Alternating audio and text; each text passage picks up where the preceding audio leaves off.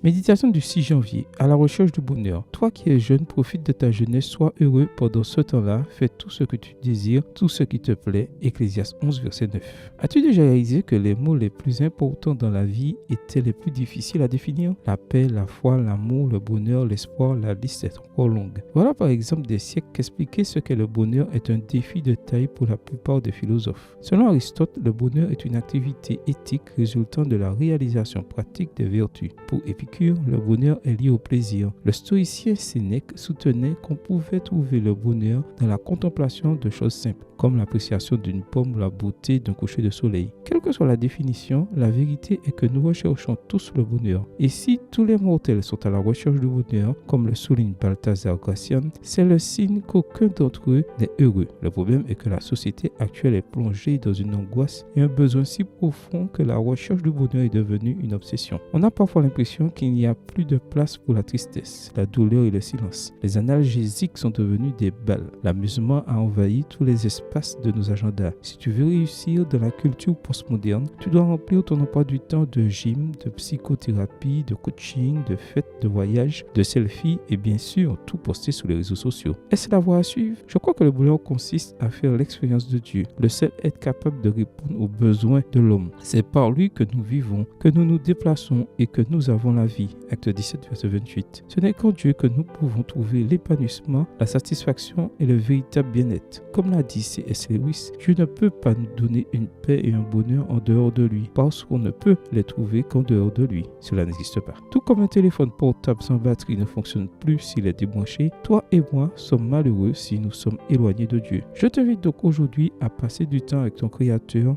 en lisant la Bible et en pratiquant la prière. Quitte la maison avec Dieu et ne reviens pas sans lui. Cesse d'être obnubilé par les joies passagères du monde. Connecte-toi au Seigneur et tu trouveras le chemin du bonheur. Amen. Bonne journée à toi et que le Seigneur te bénisse.